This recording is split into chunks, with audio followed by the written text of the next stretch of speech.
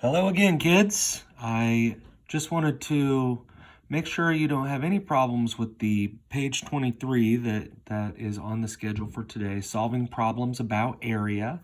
So I wanted to run it by you and show you the basics, or review. It's really reviewing the basics. We had an entire unit on this, but the language they use in the packet is a little bit different than the language we often use. They refer to tiles a lot, which we did use, but I want to try to break it down for you in a way that's meaningful to you and that helps you really understand the concept. So I have written out the learning objective of this activity here. So for page 23, when solving area problems, there are three basic things to identify. 1, the length of side 1. 2, the length of side 2. And 3, the area. So you're probably familiar with this little model here when you're thinking about triangles, or not triangles, still pretty early here. When we're thinking about rectangles, we know that they have 4 sides, and we can name the sides by side 1 and side 2. We know that opposite sides of a rectangle are equal, so I label both of these side 1 for the purposes of finding area because they are the same length. It's important to know that when you're talking about side 1 and side 2, they can't be opposite from each other. So side 1 and side 2 are right next to each other, and the opposite sides are equal, and that's just basic properties of a rectangle. So when we look at the formula for area, we see your parents and I learned it as length times width equals area. Then we kind of get caught up on, okay, which side is the length and which side is the width? It really doesn't matter.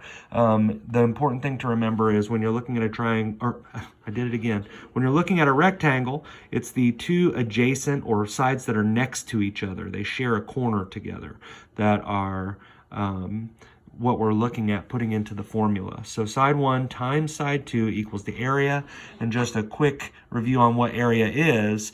Area is the square units that fit inside of a shape, or another way to say it is how much two-dimensional space an object or a shape, a two-dimensional shape takes. These problems that you're going to see, there's two basic situations that they give you. Number 1 is they'll give you the side lengths and ask you to find the total area, or they'll give you the area and one of the side lengths and ask you to find the missing side length. So I have identified 2 problems from the packet, the first 2 problems here, and I'm going to start with number 2 because it goes with this one, the side lengths given to find area. So look at number 2. Jacob uses tiles to cover a rectangular hallway. So we know it's a rectangle. We know that the opposite ends are equal, opposite sides are equal. Each tile has an area of 1 square foot. So that's just giving us the unit. The unit is square feet. So each of the sides are going to be in lengths that are feet. He uses 3 rows of tiles and 8 tiles in each row. What is the area of the hallway? So it's giving us the side lengths, 3 rows of tiles, 8 tiles in each row, and it's asking us to find the area. So when we look back at the formula here, we've got, it gives us side 1, it gives us side 2. The only thing that's missing is area. So just to visualize a little bit, I'm going to try to draw out this little picture here. I'm going to have my rows are going horizontally, and they're 8 tiles long, but there are only 3 of them. So it's going to be kind of a short rectangle, and I'm going to label it with 3 feet. And then a longer line here, I'm going to label it with 8 feet, and I'm going to complete my rectangle. And this shows, I apologize for my shaky hand. I'm doing this one person kind of moving around. I'm still figuring this out, guys. So I've got 8 by 3.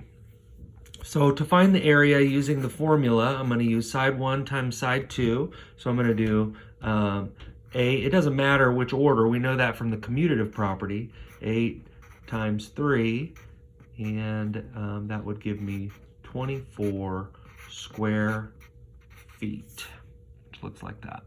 So when you're given two side lengths and they don't give you the area is missing, then you just plug it into the equation here and for the formula for area, and you multiply the two side lengths to find the space that the object takes up. Now this is a little bit different scenario on number 1. They start you off with a scenario where they give you the area and a side, and they ask you, okay, what's the other side? So we know that multiplication and division are inverse operations, or it's kind of like forwards and backwards of the same thing. And so we'll look at this problem. Number 1, Naya covers a rectangular tray with 1 square inch tiles. So we know it's a rectangle, and we know the unit is square inches. She uses 42 tiles arranged in 7 rows. So when it says she uses 42 tiles, that means the total number of tiles, the total number of squares is 42. They're giving us the area in this situation. The area of this rectangle is 42 square inches. And we know one of the sides has to be 7. The rows is going to be 7 rows. And then it asks how many tiles are in each row. So as we're visualizing, we know that the shape of this is a rectangle. We know that the area is 42. If you remember our tips and tricks from making rectangles when you're given a side length and an area in class, I know that a perfect square, which is still a rectangle, for a factor of 7, would be 49. And 42, which is what they give us here, is pretty close to 49. So this is going to be near a square when I draw it. And you don't have to know that to sketch it out. It just is one of the things that I'm kind of particular about. So I know that the rows are going to be on the side here. And we know that it's 7 inches, and I know that it's going to be near a square. I don't know exactly if it's going to be fatter or wider yet. I'm sorry, wider or taller yet. I'm just going to draw a little sketch. And the area is 42 inches squared equals is the area. It's the total number of tiles that fit in there. And so I've got this equation here, side 1 times side 2 equals area. Well, if I flip it around, I can divide. I can do 42 divided by 7, which gives me 6 inches. So when they give you the area and there's a missing side length, you can flip the formula around, use the total, divide it by the number that they give you, and that will give you the length of the opposite side. Or not the opposite side, the missing side. Okay, I hope this helps, and good luck. Do your best. I will check in with you later.